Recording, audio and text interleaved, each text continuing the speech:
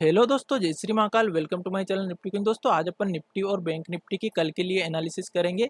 कल जो अपन ने एनालिसिस की थी उस हिसाब से अपनी आज कोई ट्रेड बनी नहीं, क्योंकि मार्केट ने जो ओपनिंग दी बहुत बड़ी गैप अप ओपनिंग दी। और इतनी बड़ी जब मार्केट गैप अप या गैप डाउन ओपनिंग देती है तो अपन या तो प्राइस एक्शन देख करके ट्रेड करते हैं, या फिर अपन ने जो रूल बनाया है दो स्विंग वाला उस हिसाब से ट्रेड करते हैं। तो जब आज मार्केट ने गैप अप ओपनिंग दी थी तब मैंने टेलीग्राम चैनल पर भी आपको यही चीज़ बोली थी कि मार्केट हमारी जो इंट्राडे की ट्रेड है वो तो ले चुकी है।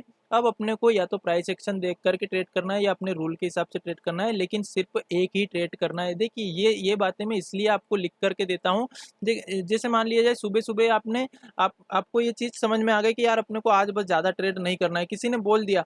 ये जो जो इंपॉर्टेंट बातें रहती है ना, ये अपन को हर कहीं पे मिलती नहीं है फ्रेंड्स, ये जरूर ध्यान रखिएगा। आपको मार्केट में बहकाने वाले तो बहुत सारे मैसेज आ जाएंगे, यहाँ पे सी की पोजीशन ले लो, यहाँ से मार्केट बहुत ऊपर चली जाएगी, यहाँ पी की पोजीशन ले लो, यहाँ पे मार्केट बहुत नीचे चली जाएगी। लेकिन आप खुद सोचिए, मेरे चैनल पे आप जितने भी लोग जुड़े हुए हैं, एक दिन भी मेरे चैनल पे ऐसा मैसेज नहीं आया होगा कि यहाँ से मार्केट बहुत ही तेजी से ऊपर जाने वाली है, यहाँ से बहुत नीचे जाने वाली होगी। अगर आप चैनल को खोल के देखोगे आपको सारी ही डिसिप्लिन से रिलेटेड बातें मिलेगी जो कि इम्पोर्टेंट रहती है ना। तो मार्केट ने इस तरह का एक प्राइस एक्शन बनाया था, मैंने प्राइस एक्शन पे ट्रेड लेने का बोला भी था, पहले का ही प्लान था अपना। जब भी मार्केट ऑफ रहे ना तब जो प्लान बना उसी को एग्जीक्यूट करना रहता है, ये मैं हमेशा आपको बोलता हूँ। तो आज अपन ने प्लान बना लिया था कि प्राइस एक्शन पे अपन ट्रेड करेंगे। मार्केट ने इस तरह का प्राइस एक्शन बनाया, यहाँ से मार्केट ऊपर गई, फिर नीचे आई, फिर ऊपर गई, फिर नीचे आई, और फिर इसको ब्रेक कर रही थी। मतलब कि तीसरी बार में अपनी ट्रेड यहाँ पे बनती है। मैंने यहाँ पे पर्सनली भी ट्रेड ली थी, आपके साथ भी शेयर की थी कि अपनी यहाँ पे ट्रेड बनती है, लेकिन स्टॉप लॉस के चांस बहुत ज़्यादा है, क्योंकि मार्केट इतना बड़ा गैप अप ओपन हुई है। तो ऐसे समय में मार्केट में अब इतनी ज़्यादा स्ट्रेंथ बची नहीं है, क्योंकि already 200-250 point open gap up open है मार्केट। तो उसमें इतनी स्ट्रेंथ और नहीं बचेगी कि वो और 200 पॉइंट ऊपर चली जाए, है ना। तो इस कारण से या तो मार्केट कंसोलिडेशन भी कर सकती थी या थोड़ा बहुत नीचे आ सकती थी, लेकिन एकदम से तेजी से गिरावट आ जाए ऐसी कोई संभावना मार्केट में थी नहीं। तो मैं मार्केट में सी की पोजीशन की तरफ ही बैठा था, मैंने आपको भी बोला था। उसके बाद जब मार्केट 20-25 पॉइंट का प्रॉफिट इसके बाद यहाँ तक दे चुकी थी, फिर मार्केट जब नीचे आने लगी तो मैंने यहीं पे ही वापस से एग्जिट भी करवा दिया, है ना। कि अपन कोस्ट टू कोस्ट एग्जिट हो जाते हैं, क्योंकि मार्केट में मुझे कुछ भी मोमेंटम दिखाई नहीं दे रहा है। तो अपन को दिन भर मार्केट में बैठे नहीं रहना है।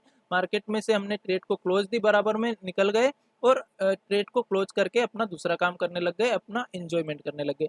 तो यही एक ट्रेडर का माइंडसेट रहना चाहिए फ्रेंड्स। मैं आपका माइंडसेट ट्रेडर की तरह बनाना चाहता हूँ, इसलिए मैं इतना बड़ा वीडियो बनाता हूँ, है ना। वीडियो बनाने का और कुछ उद्देश्य नहीं है मेरा कि मैं बहुत बड़ा वीडियो बना दूंगा तो उससे कुछ मिल जाएगा। सिर्फ उससे ये फायदा है कि मेरे से जो लोग जुड़े हैं उनको कुछ ना कुछ लर्निंग मिलेगी। और अगर लर्निंग नहीं मिलेगी तो मैं वीडियो क्यों बनाऊं। मैं वीडियो इसीलिए तो बना रहा हूँ कि आपको कुछ ना कुछ उससे फायदा मिले, उससे कुछ ना कुछ सीखने को मिले। फ्रेंड्स, जो लोग नए हैं ना उन्हीं को ये बातें समझ में नहीं आती। उनको ऐसा लगता है कि यार ये क्या है, बिना काम की बातें हैं। लेकिन जो बहुत दिनों से मार्केट से जुड़े हैं, जिनको लेवल का बहुत ज़्यादा नॉलेज हो चुका है, लेकिन फिर भी वो लॉस करते हैं, और वो जब इन बातों को सुनते हैं तो उनको समझ में आती है कि काश ये बातें अगर अपन पहले ही समझ जाते, पहले ही अगर ये बातें अपन सुन लेते, तो आज अपना इतना बड़ा लॉस नहीं हुआ होता, और आज अपन लॉस कवर करने के लिए मार्केट में ट्रेड कर नहीं कर रहे होते, बल्कि अपन प्रॉफिटेबल ट्रेडर बन चुके होते।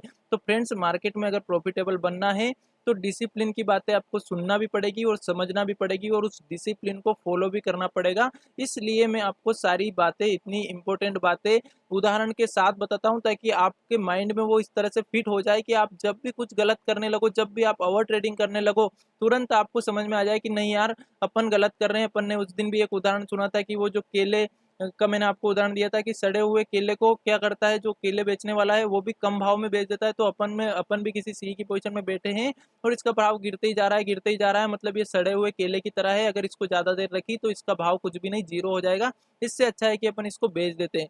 तो ये सारी बातें, ये सारे उदाहरण मैं आपके माइंडसेट को बदलने के लिए, आपका माइंडसेट एक ट्रेडर की तरह बनाने के लिए बोलता हूँ फ्रेंड्स, है ना। इसीलिए मेरे वीडियो बड़े रहते हैं और उसका और कुछ रीजन नहीं रहता।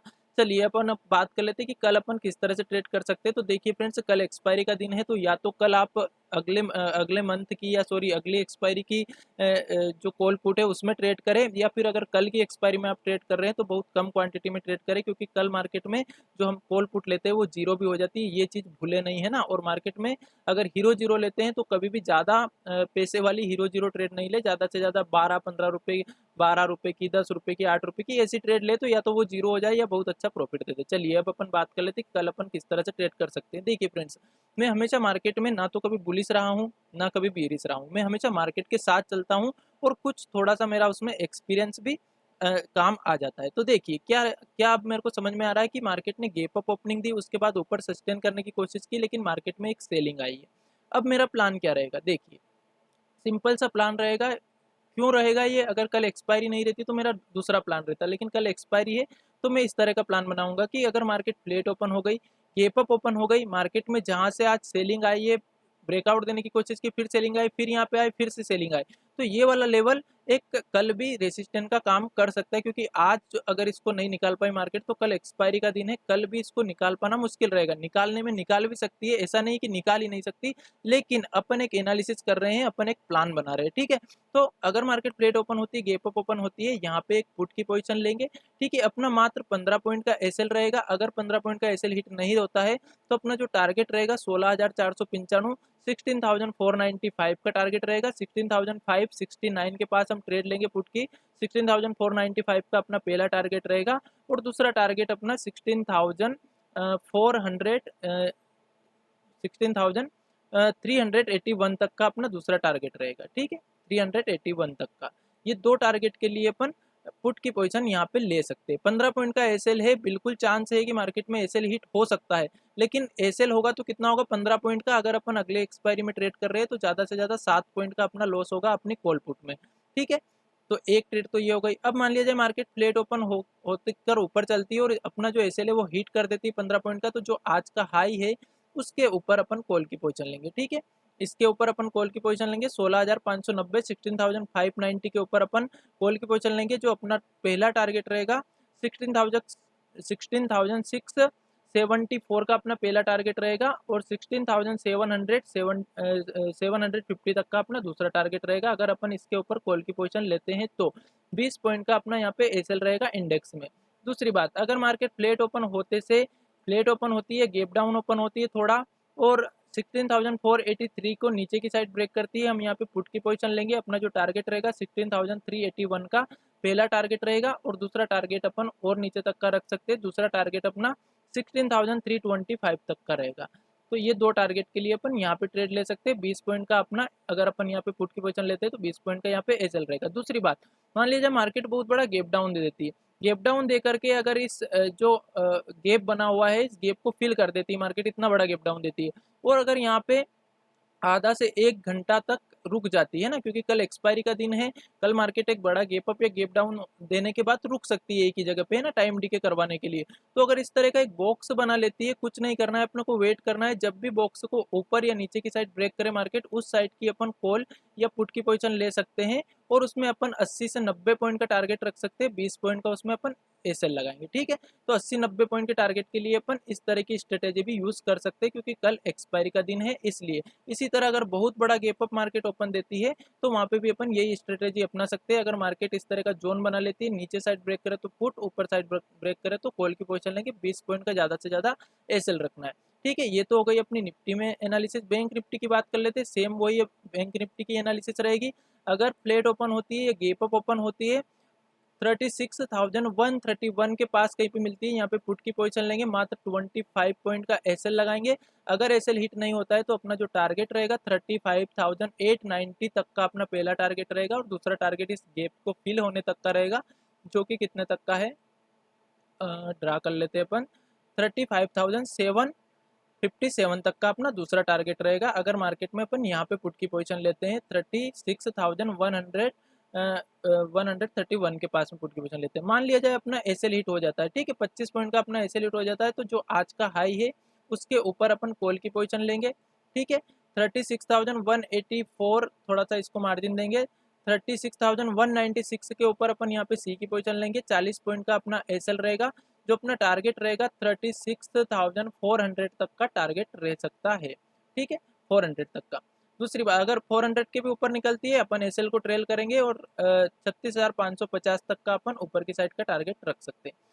अगर मार्केट फ्लैट ओपन होते से ही नीचे की साइड निकलती है तो मार्केट की गैप फिल करने का जो पॉइंट है ये बिल्कुल पास में आ रहा है, तो इतने से टारगेट के लिए अपन यहाँ पे ट्रेड नहीं ले, क्योंकि मात्र 100 पॉइंट का टारगेट है। इसके बदले में अगर अपन 40 पॉइंट का एसएल लगा रहे तो ये ज़्यादा अच्छी 1:2 की ट्रेड है, ज़्यादा अच्छी ट्रेड नहीं है। इससे अच्छा अपन वेट करें थोड़ा सा, या फिर अगर थोड़ा सा लेना भी चाहे 40 पॉइंट की रिस्क है तो इसके नीचे अपन ट्रेड ले सकते हैं। जो आज का लो है 35,869 के नीचे। ठीक है, इसके नीचे अपन पुट की पोजीशन ले सकते हैं। अपना जो टारगेट रहेगा यहाँ तक का रहेगा, जो कल की क्लोजिंग है यहाँ तक का, तो 35,869 के नीचे पुट की पोजीशन लेते हैं तो अपना जो टारगेट रहेगा 35,690 तक का रह सकता है। थोड़ा सा यहाँ का जरूर ध्यान रखें, अगर यहाँ से मार्केट रिवर्सल लेते हुए दिखाई दे तो एक बार इससे एग्जिट हो जाए। ठीक है, मतलब कि मान लिया जाए यहाँ पे पुट की पोजीशन ली और यहाँ तक मार्केट आ गई और यहाँ से सपोर्ट लेके वापस जाने लगी, तुरंत उसमें से अपन को एग्जिट हो जाना है, बरोबर में कोस्ट टू कोस्ट ही निकल जाना है। और अगर नहीं आती है, इसका सपोर्ट नहीं लेती है, तो यहाँ तक का अपना पहला टारगेट रहेगा और जो दूसरा टारगेट रहेगा वो अपना कहाँ तक का रह सकता है, यहाँ तक का रह सकता है 35,487 तक का रह सकता है। ठीक है, और मान लिया जाए आप थोड़ा सा रिस्क लेना ही नहीं चाहते, इसके नीचे पुट नहीं लेना चाहते, तो पुट की पोजीशन फिर इसके नीचे बनती है 35,690 के नीचे अगर मार्केट निकलती है तो अपन यहाँ तक का 35,485 तक का टारगेट रख सकते हैं पुट की पोजीशन में। एसएल अपना 40 पॉइंट का ही रहेगा यहाँ पर भी। ठीक है, और अगर मार्केट नीचे जाती है तो अपन और भी नीचे ट्रेल करेंगे, एसएल को ट्रेल करके 35,346 तक के टारगेट के लिए नीचे की साइड रुक सकते हैं। लेकिन कल एक्सपायरी का दिन है, कल ज़्यादा लॉस नहीं करे, बस यही आपसे मेरी रिक्वेस्ट है। तो निफ्टी बैंक निफ्टी दोनों में ही अपनी एनालिसिस हो चुकी है। तो आज के लिए बस इतना ही। Thank you so much. अगर वीडियो पसंद आए तो वीडियो को लाइक कीजिएगा एंड चैनल को सब्सक्राइब कीजिएगा।